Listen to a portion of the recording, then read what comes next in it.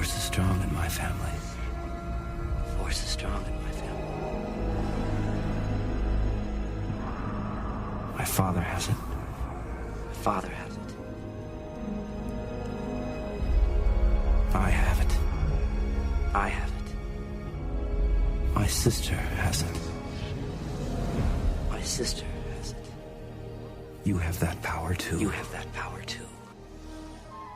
In time, you'll learn to use it as I have.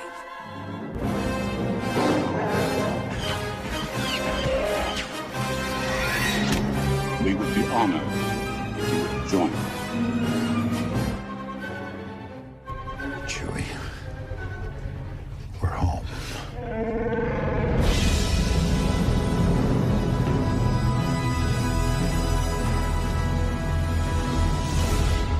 My Nerd World. And welcome to it, Star Wars fans. It is episode number 64 of the My Nerd World Star Wars podcast. I am your host, Jon Justice. Glad to be with you again this week. Some of the latest news that we'll get through in today's podcast. A lot of audio to share with you today, and I'll provide some commentary on the commentary.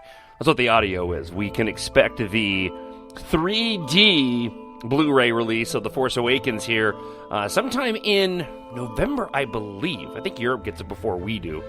But with that is supposed to be the, well, and I say supposed to be because you're going to get the commentary from J.J. Abrams on The Force Awakens, but there is some speculation on whether or not it's going to just be on the 3D release, or if it is indeed also going to be on the regular Blu-ray release. And so a lot of fans are actually kind of ticked off about this. We're getting a 3D The Force Awakens Blu-ray release, and Disney and Lucasfilm have been upfront about this from the get-go, that there would be another release, and there's going to be many releases down the line of the films anyway, as the new saga films come out, as they're packaged with the spin-off movies, but they have been forthright in knowing there would be a 3D Blu-ray release at some point. The frustrating part as a fan is that we are getting the commentary, and for many of us, including myself, I really wanted the commentary on the initial Blu-ray release. They've been releasing some clips from the commentary, and that's what's going to take up the middle portion of the podcast today. I'm going to share with you about 3 or 4 clips that I have from J.J. Abrams from the Blu-ray commentary, and give you, again, some of my commentary and opinion on what was said.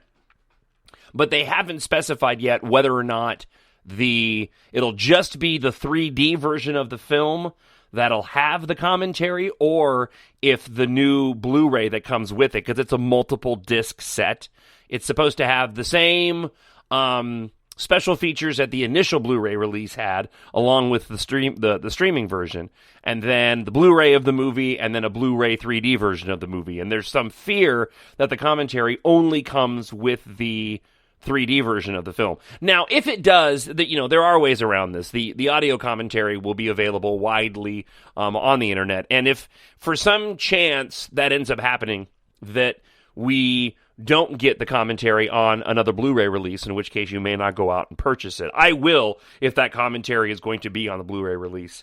Plus, I was disappointed with the packaging I got. I ended up buying the Target exclusive because I thought that I was going to get more special features on it than we did, and it's this cardboard fold-out case, and I'm a much, much bigger fan of sort of the traditional Blu-ray boxes, or a box itself. This new release is sort of a special box. It looks akin to what we've seen with, I'm trying to think of the best description. The quadrilogy for Alien is that way. The box set for Avatar is a bigger box. So I may get it just to have the better box with it, because I was disappointed with the one that I bought because it's just flimsy. But be that as it may, if it's not included, the commentary is not included on the standard Blu-ray release, and only on the 3D release, I'll be sure to provide information on where you can go and download the commentary, and then just time it and play it off your phone next to you while you watch the film. Just get the volume setting right. So again, I'll play you a number of clips. Some of these are a little wonky, and I'll explain why coming up. But I do have 4 clips to play from the commentary for a little bit later on in the show today. I do want to start off with just a couple of news items. One of them is going to lead to a, time permitting, a broader topic about The Force Awakens, and specifically Daisy, Ridley, and Rey that I want to get into.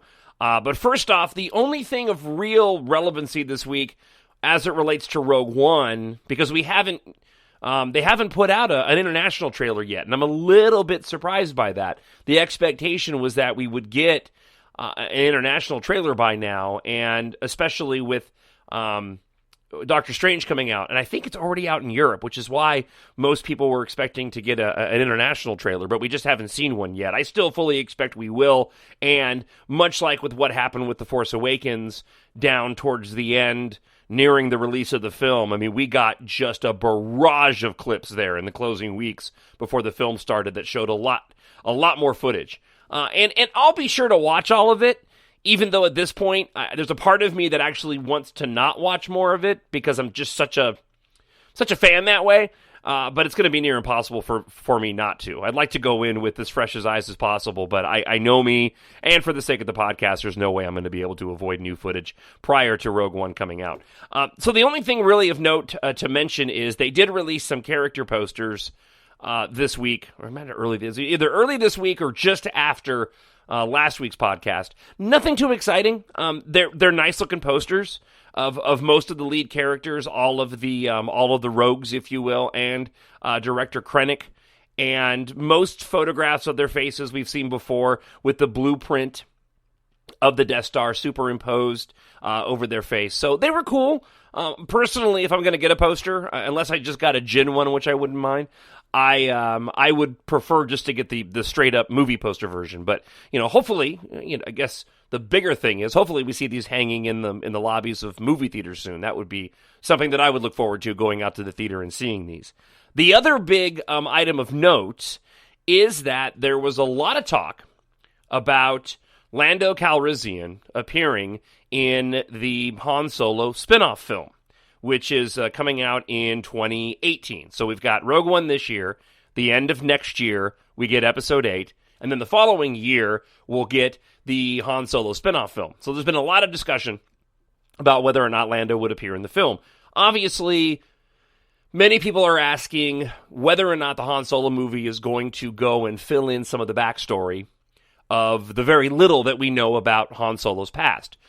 Most specifically, the Kessel Run, less than 12 parsecs. Would we see the Kessel Run? Would this be the focal point of the movie? Also, the losing of the Millennium Falcon that ended up having Han Solo require the Millennium Falcon. It's widely known that the Millennium Falcon ended up in the hands of Han Solo over a game of sabacc played with Lando Calrissian. And of course, in The Empire Strikes Back, we had the exchange. You got a lot of guts coming here after what you pulled. Card player, scoundrel, you'd like him kind of thing. Well, at least one of our suspicions has been confirmed. Donald Glover, who is, at least for me, probably best known as the guy to figure out how to send the spaceship back to Mars in The Martian. He did it. I mean, I love his character in that film. One of my favorite moments in that movie was when he grabbed the stapler in the conference room at NASA and basically walked around the room and acted like it was the ship, in describing how they were going to, shoot the ship around, spoiler alert, around Earth to send it back to Mars to pick up Watley. I just thought his character was great. So he has been now, oh gosh, why does the name escape me? He's been signed on. He's now going to be Lando Calrissian. It was announced this week that Donald Glover will be playing Lando Calrissian in the Han Solo spinoff film. One quick point I want to make on this. I'm a little bit torn. I don't necessarily want Star Wars and the story group in Lucasfilm to have to go back and fill in every single little tiny thing in the original trilogy that was said about the past of these characters, right? Like, for example, the moments when Han Solo is talking, just to use Han as the example, the moments when Han Solo was talking to Jabba the Hutt about having to drop his cargo at the first sign of an Imperial, right? I don't need to see him doing that. The losing of the Millennium Falcon and the Kessel Run, I'm torn over. I mean, those are obviously iconic things, and the Millennium Falcon has become an iconic ship, which I believe I don't think it's going to make it out of Episode 8. That's just my speculation. I'm not going to say anything more about that right now. I just get the feeling that in the absence of losing a major character in Episode 8, we end up losing the Millennium Falcon instead as our sort of emotional loss moment. Just my prediction, because I don't think Leia or Luke are dying in this film. I could be wrong, but let me put it this way. I don't think the Millennium Falcon makes it out of the sequel trilogy alive. Let's put it that way.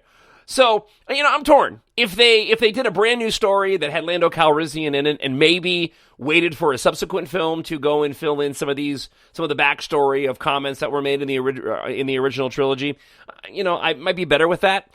But again, I can understand why Disney would feel like it was safe ground to cover because of just how iconic the Millennium Falcon is, and it would do essentially what Rogue One is doing to A New Hope, and that is beef up the story in A New Hope. Rogue One now, when you watch A New Hope, after seeing Rogue One and the crawl comes up, the rebels have won their first victory against the evil Galactic Empire, you're now going to mentally know the backstory to that. When they go and attack the Death Star at the end of A New Hope, it's now going to carry a little bit more weight, knowing just what everybody's went through in Rogue One to put them in a position where Luke can go and use the Force and blow the thing up.